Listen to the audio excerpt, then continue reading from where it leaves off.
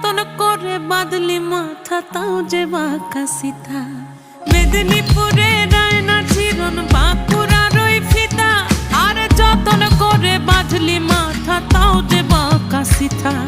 পেছ পাড়ি